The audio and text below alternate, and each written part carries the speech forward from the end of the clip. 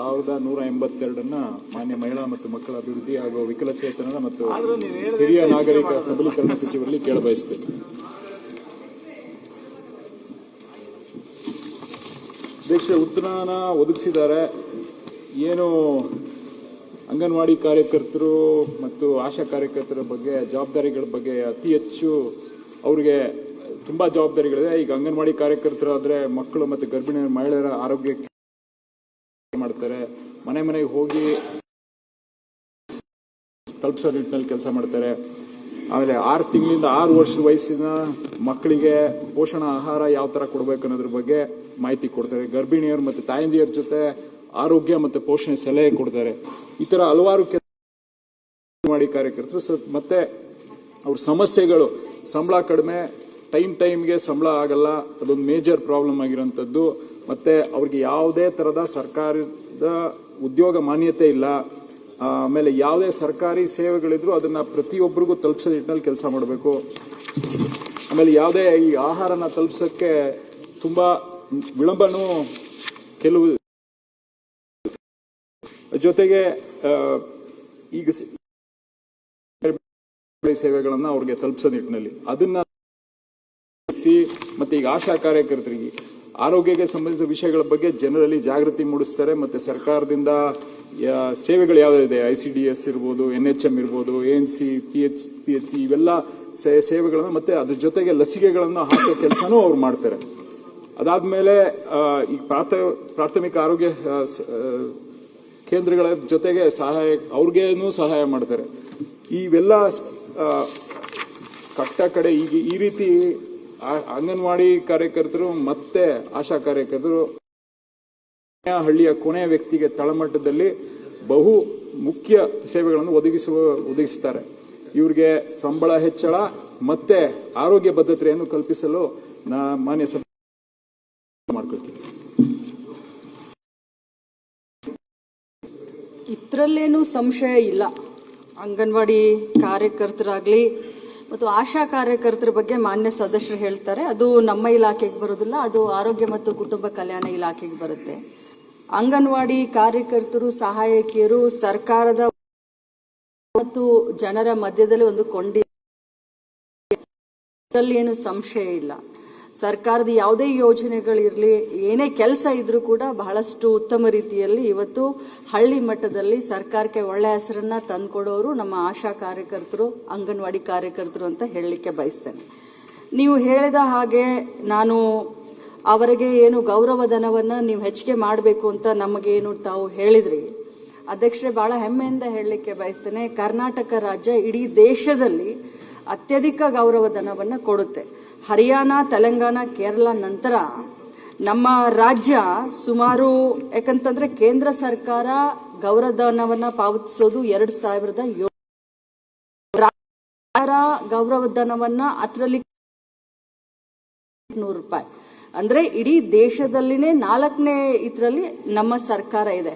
ಮತ್ತು ಹೋದ ಏಪ್ರಿಲ್ನಲ್ಲಿ ನಾವು ಅಂಗನವಾಡಿ ಕಾರ್ಯಕರ್ತರಿಗೆ ₹1,000 ಮತ್ತು ಸಹಾಯಕಿಯರಿಗೆ ₹7,100 ಹಾಗೆ ಹೋದ ಬಜೆಟ್ನಲ್ಲೇ ನಾವು ಘೋಷಣೆ ಮಾಡಿ ಅದನ್ನು ಈಗಾಗಲೇ ಇಂಪ್ಲಿಮೆಂಟ್ ಮಾಡಿದ್ದೇವೆ. ನೋ ಡೌಟ್ ಅವರು ಮಾಡ್ತಾ ಇರುವಂತ ಸೇವೆಗೆ ಇದು ಸಾಲ್ತಾ ಇಲ್ಲ, ಇನ್ನು ಜಾಸ್ತಿ ಆಗಬೇಕು ಅಂತ ಅವರ ಬೇಡಿಕೆ ಇದೆ. ಈಗಾಗಲೇ ನಾವು ಫೈನಾನ್ಸ್ ಡಿಪಾರ್ಟ್ಮೆಂಟ್ಗೆ ಮತ್ತೆ ಇದ್ದೇವೆ. ಅದ್ರ ಜೊತೆಯಲ್ಲಿ ಅವರು ಸ್ವಲ್ಪ ಆರೋಗ್ಯದ ಬಗ್ಗೆ ಏನು ಅವ್ರಿಗೆ ಕೇಳಿದ್ರು, ಅವ್ರದ್ದು ಏನು ಹೇಗೆ ಅಂತ ಹೇಳಿ ಸೇವಾ ಭದ್ರತೆ ಬಗ್ಗೆ ಕೇಳಿದಾಗ, ಮತ್ತು ಈಗ 60 ವರ್ಷ ತಮಗೆಲ್ಲ ನಾನು ಉತ್ತರದಲ್ಲಿ ತಿಳಿಸಿದ್ದೀನಿ.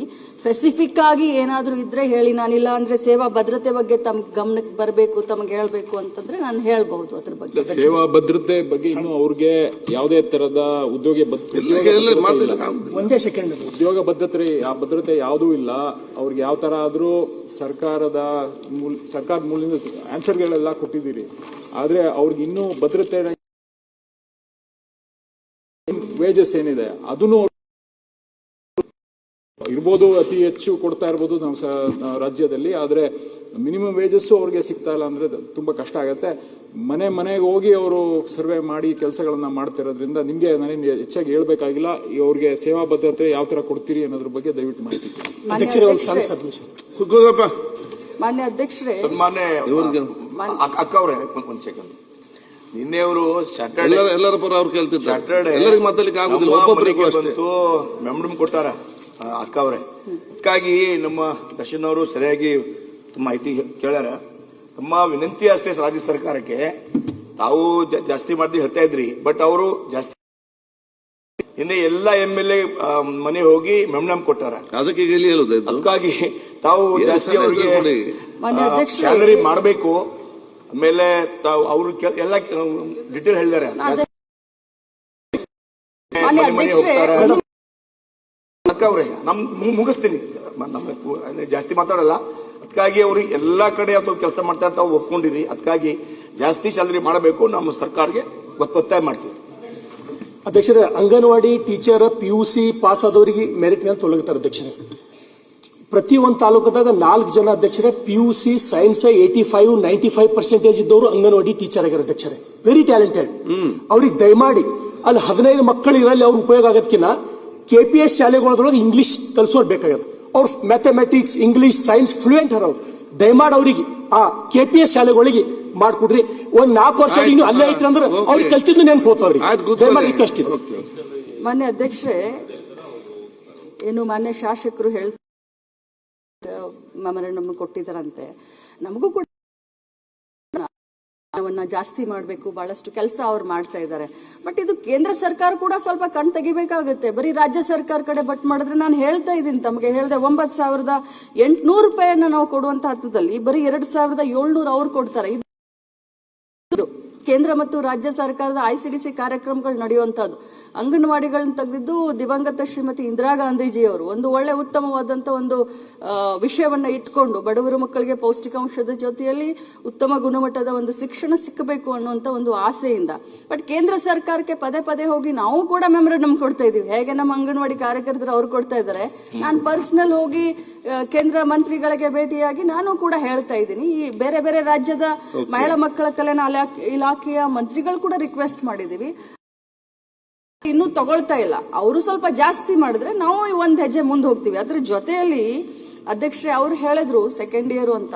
ಎಸ್, ಈ ಗಳಲ್ಲಿ ನಾವು LKG UKG ಪ್ರಾರಂಭ ಮಾಡ್ತಾ ಇದ್ವಿ.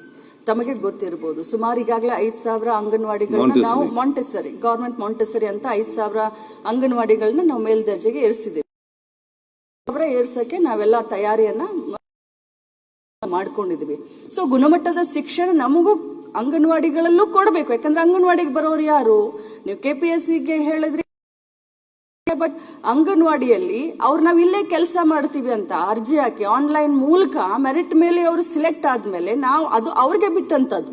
ನೀವು ಅಲ್ಲೇ ಹೋಗಿ ಕೆಲಸ ಮಾಡಿ, ಇಲ್ಲಿ ಹೋಗಿ ಕೆಲಸ ಮಾಡಿ ಅಂತ ಹೇಳಲಿಕ್ಕೆ ಆಗೋದಿಲ್ಲ. ನಮ್ಮಲ್ಲಿ ಗುಣಮಟ್ಟದವರು ಬರ್ತಾ ಇದ್ದಾರೆ. 85% ಬರೀ ಸೆಕೆಂಡ್ ಇಯರ್ ಅಲ್ಲ ಅಧ್ಯಕ್ಷ, ತಮ್ಮ ಗಮನಕ್ಕೆ ತರಲಿಕ್ಕೆ ಬಯಸ್ತೇನೆ. ಪೋಸ್ಟ್ ಗ್ರಾಜುಯೇಟ್ ಆದಂತವ್ರು, MA MCom ಆದಂತವ್ರು, BSc ಆದಂತವ್ರು ಸುಮಾರು 17,000 ನಮ್ಮ ಇಲಾಖೆಯಲ್ಲಿ ಅಂಗನವಾಡಿ ಕಾರ್ಯಕರ್ತರ ಕೆಲಸ ಮಾಡ್ತಾ ಇದ್ದಾರೆ. ನಮಗೂ ಕೂಡ ಗುಣಮಟ್ಟವನ್ನು ಉಳಿಸ್ಕೊಳ್ಬೇಕಾಗಿದೆ. ಇಷ್ಟು ತಮ್ಮ ಮುಖಾಂತರ ಮಾನ್ಯ ಸದಸ್ಯರ ಗಮನಕ್ಕೆ